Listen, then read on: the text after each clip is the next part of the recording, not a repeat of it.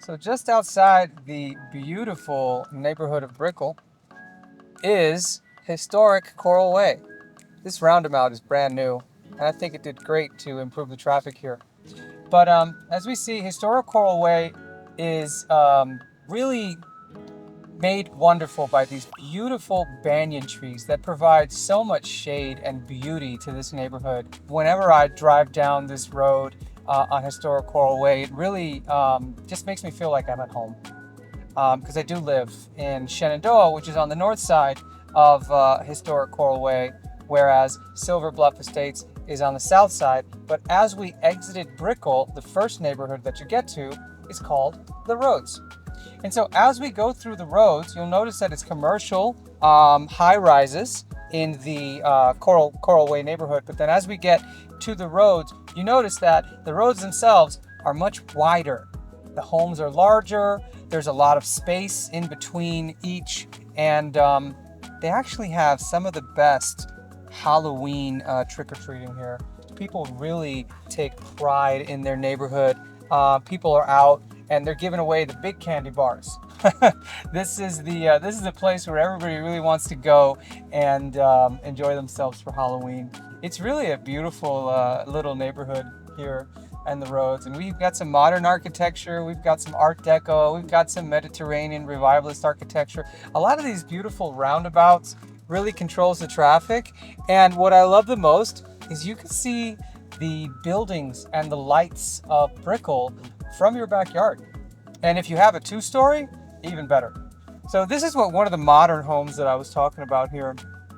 Look at this beauty. Look at that gorgeous home. That's something out of a storybook. And so you have modern homes like this. Beautiful. I'd say there's easily $5 million.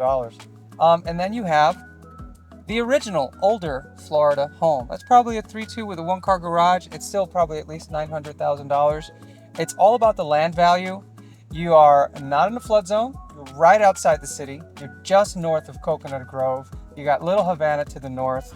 And this is where you'll be able to find a 4-bedroom home, a 5-bedroom home.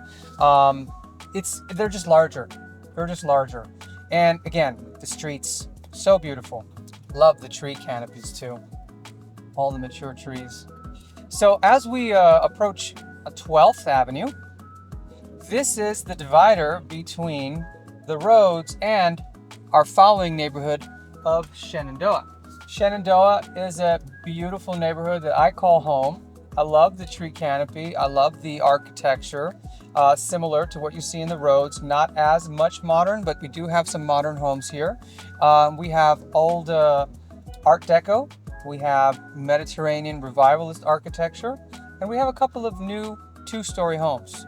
What I love about Shenandoah is this road right here. Now this is 13th Avenue, or La Avenida de los Periodistas. This road was dedicated to the journalists who were reporting on the Castro regime and the takeover of Cuba and the government and the downfall of the government back in, I think, the 60s. A lot of these journalists were disappeared.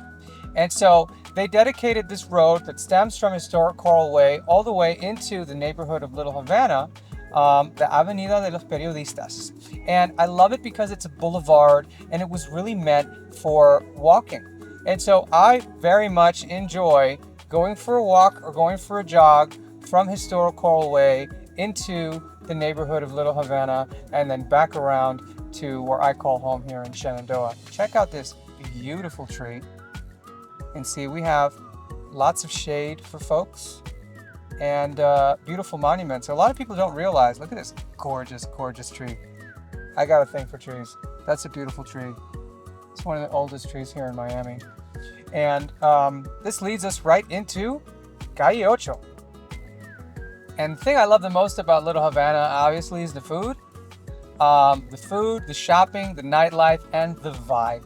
It's really a really fun place. Lots of history here and traffic. So we're back on 12th. I'm gonna scoot around everybody. You notice the roads was really expansive, wide roads, large homes. Shenandoah, a little bit narrower, but still very nice, decent sized homes, but not as large as the roads. When we get to Silver Bluff Estates, you'll notice the density is a little bit higher, and you have more luxury townhomes.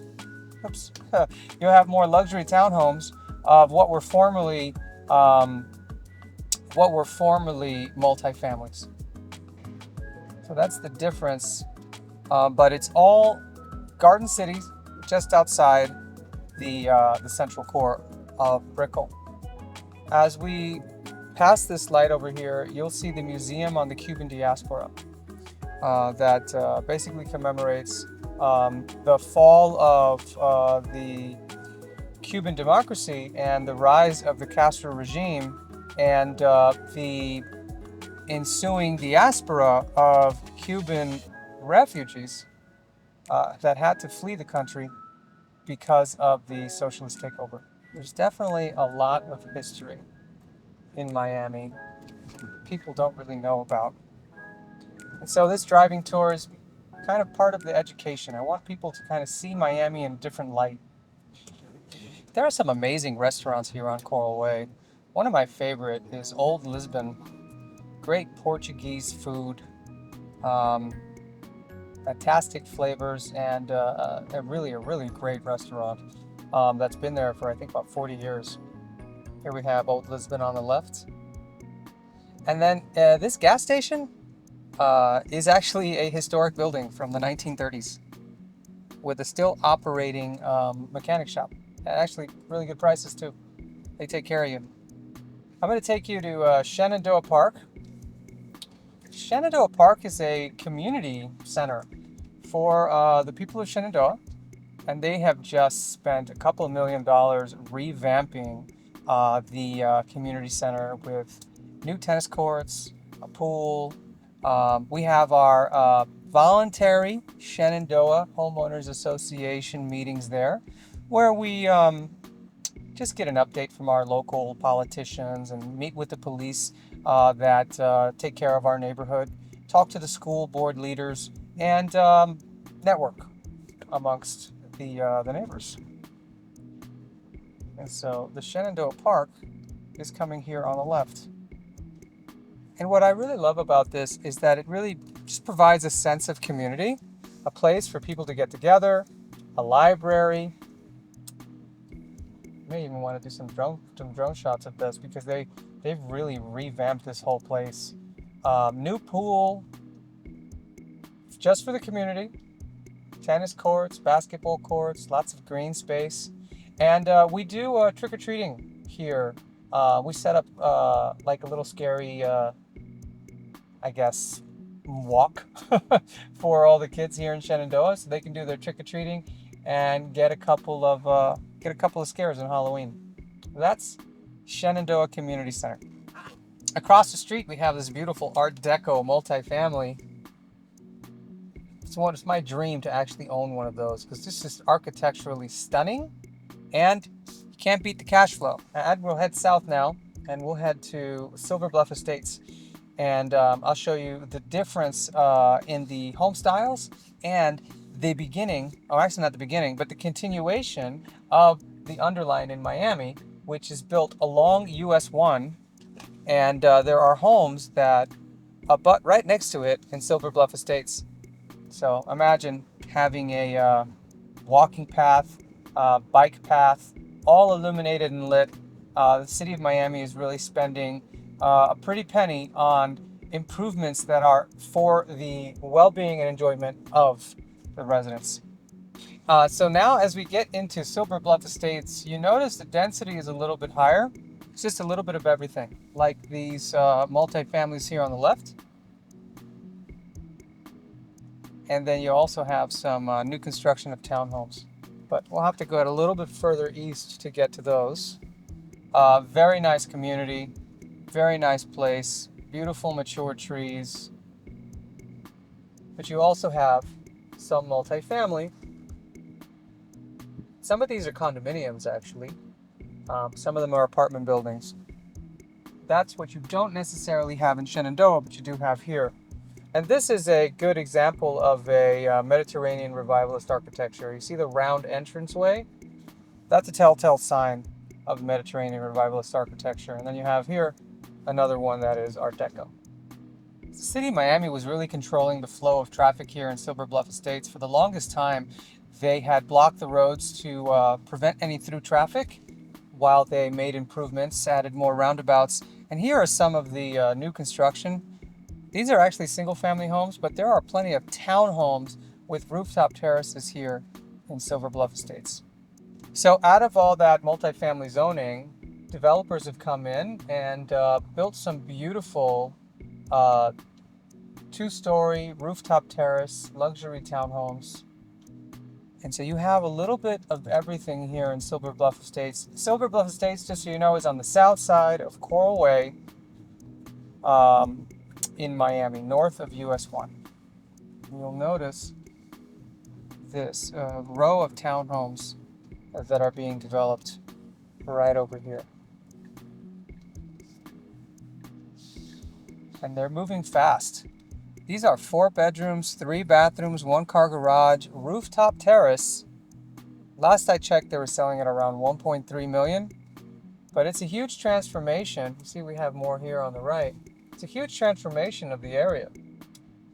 You know, Silver Bluff Estates wasn't as appreciated as it is today because of all this new modern architecture. Changing an area that was full of multifamily housing, and now it's luxury townhomes, over 2,000 square foot, some as much as 4,000 square feet, with beautiful, beautiful finishes and more of a modern look. So I want to show you the extension of the underline, which is just been finished, actually.